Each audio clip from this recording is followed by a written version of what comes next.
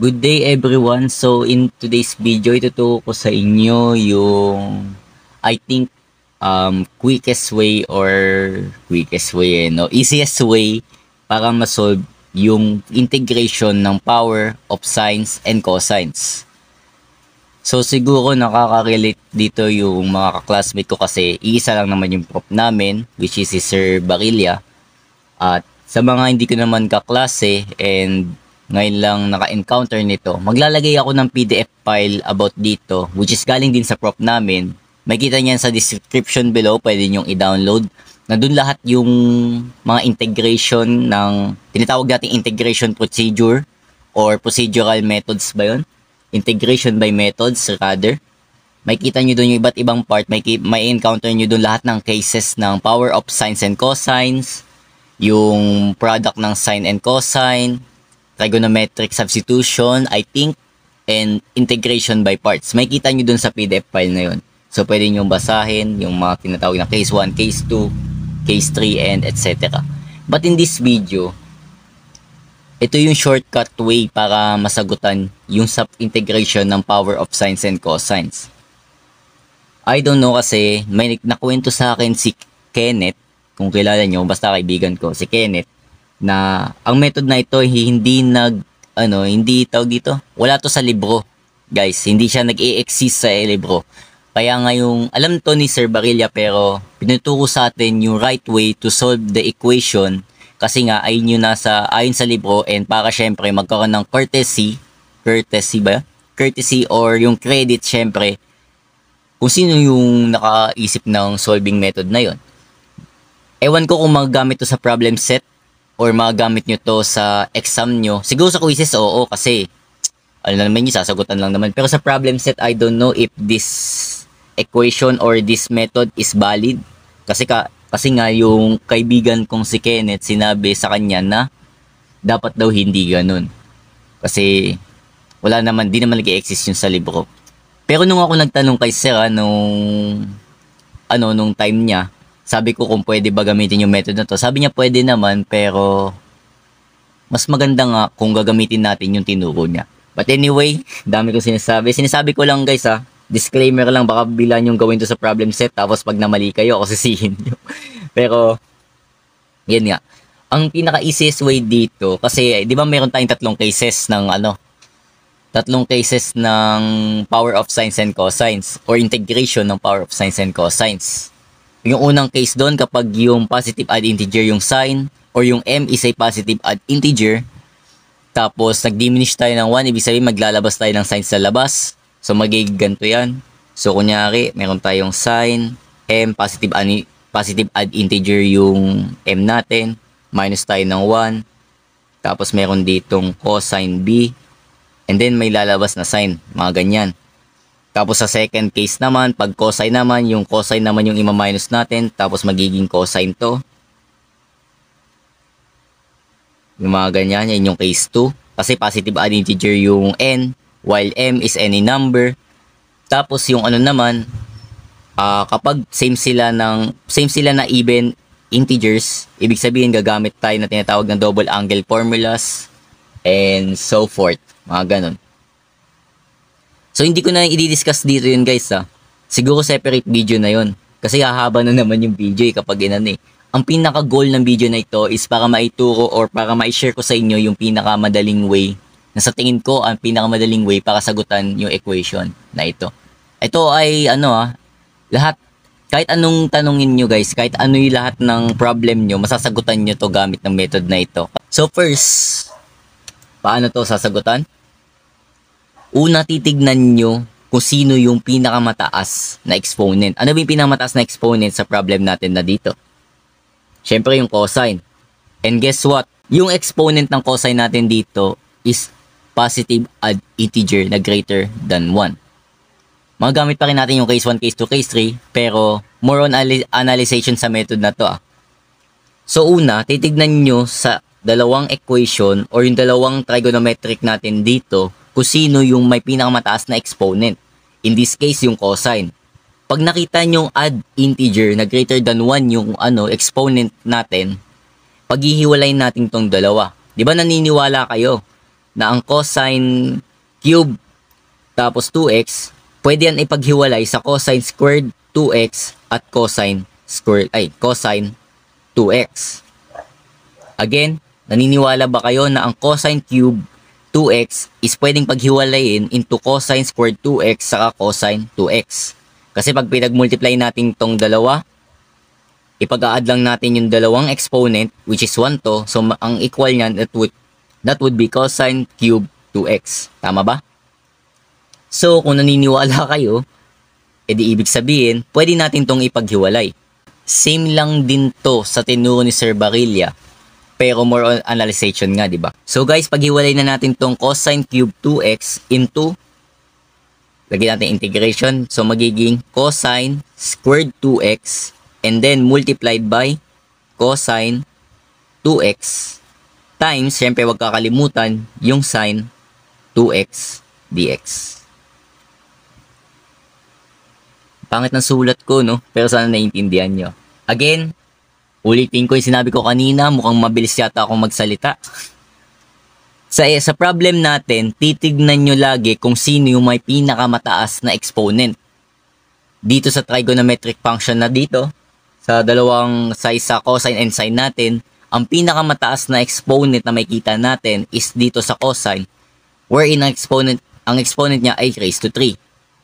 Ang point ng paghihiwalayin natin silang dalawa is dapat magiging positive even integers ang cosine cube 2x. Again, ang point ng paghihiwalayin natin yung exponent doon sa pinakamataas na exponent, 'di ba? Kasi cosine square cube 2x to, saka sin 2x, ang raise lang ng sine is 1. Tapos ang cosine natin is raised to 3.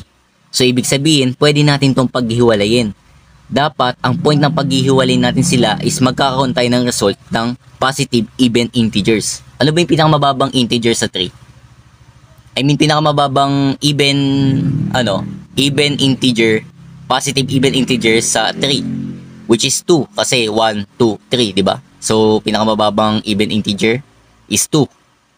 So ibig sabihin, maglalagay tayo dito ng cosine squared 2x, multiply natin to sa cosine 2x kasi same lang naman tong equation na ito na magli-lead sa cosine cube 2x. And then copy lang natin tong sin 2x sa baba.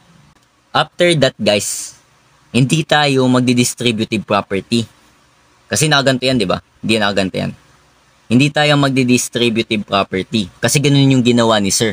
And that would be, ayun dapat talaga yung gagawin, pero may mas madaling way para gawin to. Magle-let you na tayo. Pero bago tayo mag-let you, pwede ba tayo mag-let you dito? Kasi pag ni-let you natin, isipin mo, pag nag-let you tayo ng 2x, so ibig sabihin may malalabas na 1/2, di ba? I-visualize lang natin May lalabas na 1/2, tapos lahat to magiging u. Bali wala rin. Di ba? Bali wala rin yung gagawin natin kapag magle-let you agad tayo.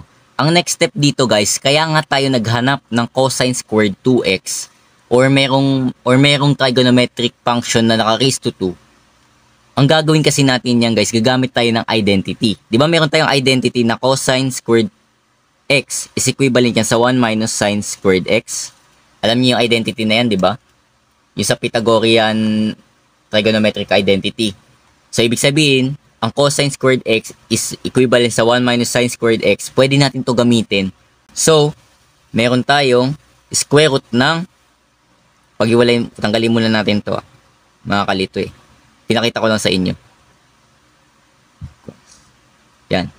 So, meron tayong 1 minus sine squared 2x kasi yung variable niya is 2x. And then, copy yung cosine 2x and copy yung sine 2x. Di nakita. Copy yung sine 2x. Siyempre, huwag kalimutan yung dx. Ayan Ulitin ko ulit yung mga steps na ginawa. Una, hanapin mo sa problem kung ano yung pinakamataas na exponent. Ang pinakamataas na exponent dito is yung 3. So, ibig sabihin, maghahanap tayo or paghihiwalayin natin tong cosine cube 2x into, paghiwalayin natin siya sa dalawa, dapat magkakaroon siya ng exponent na raised to 2. Kasi ayun yung pinakamababa sa 3. Yun yung pinakamababang even integer sa 3. So, meron tayong 2. So, pinaghiwalay ko lang tong dalawa. Ayan, kasi yung cosine squared 2x multiplied by cosine 2x, mag-lead yan sa cosine cube 2x. Tapos kinapit ko lang tong sine 2x sa baba. And then, gumamit ako ng identity dito sa cosine squared 2x into 1 minus sine squared 2x. Tapos, kinapit ko lang to, kinapit ko lang yan. So, ayan na. Pwede na tayo mag-let you dito. Ano yung i-let you natin? So, ang i-let you natin, kasi may kita natin dito sa equation, ano yung pinakamaraming trigo? Di ba yung sine 2x? So, mag-let you tayo, let you is equivalent to sine 2x. Kasi meron tayong dalawang sine 2x eh. So, ibig sabihin, ang derivative ng sine, which is cosine, tapos hanapin natin differential ng 2x, then that would be that would be 2 cosine, sorry, may kulang pa palang nilagay, cosine 2x dapat to, and then differential ng 2x, that will be 2 cosine 2x dx. Alam nyo naman na paano humanap ng derivative, di ba?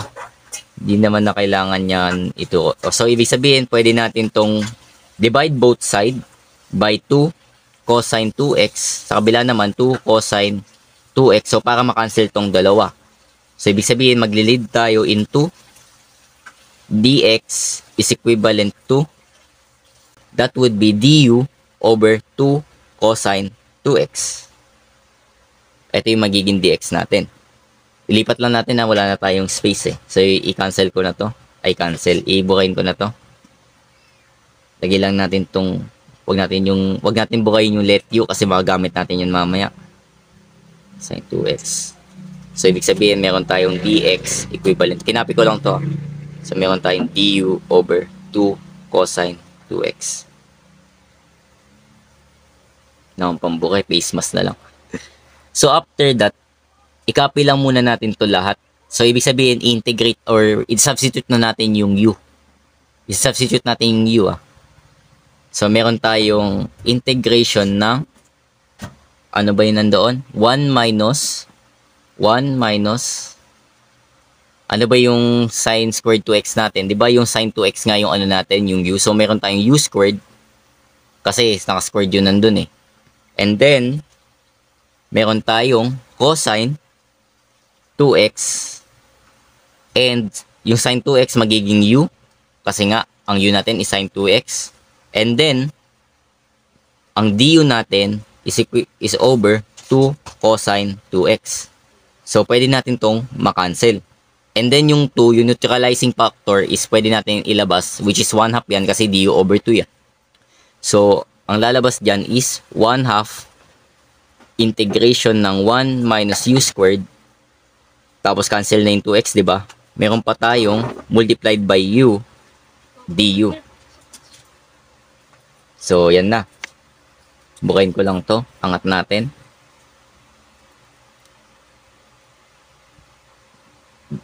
Bukayin ko kaya. Hindi na pala. Iangat ko lang to dito sa taas. Medyo liitan ko na lang yung sulat ko. Laki kong magsulat. 1 minus u squared.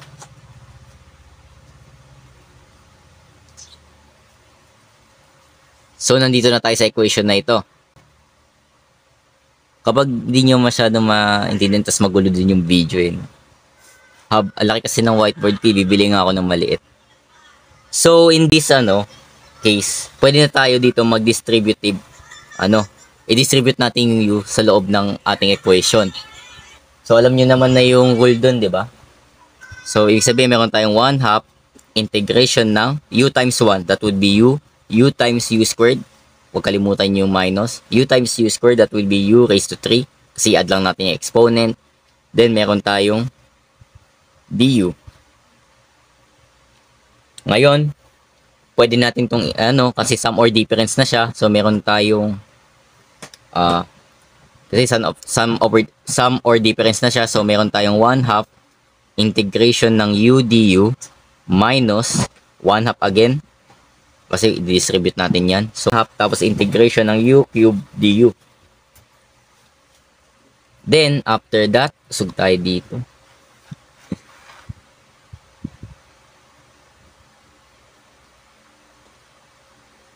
And then, after that, so, meron, Then after that, sagutan na natin integration nito. So meron tayong 1/2. Ano yung integration ng u? That would be u squared over 2. Then, ano yung integration? So, sorry, minus 1/2 pala muna. Kasi ito, minus 1/2. Ano yung integration ng u raised to 3? That would be u raised to 4 over 2. Ay, sorry. U raised to 4 over 4 rather. Then plus c. And then, after that, pag-multiply lang natin tong dalawa. Pag-multiply na lang natin tong dalawa. So, magli-lead to sa 1/4 u squared minus 4 times 2. That would be 8. So, 1/8 u raised to 4 plus c. And then, ibalik natin yung u. Ano ba yung u natin? Bukayin ko lang to. Ano ba yung u natin? Ang u natin is sin 2x. Kaya nga, di ko to binuki. Kasi ang u natin is sin 2x. So, ibig sabihin, meron tayong final answer na 1/4 sin 2x sin squared x. Sin 2x pala to. Naka-raise to 2 kasi u squared. Minus 1/8. Tapos, sin 2x naka-raise to 4. Then, plus c. So, ito yung final answer.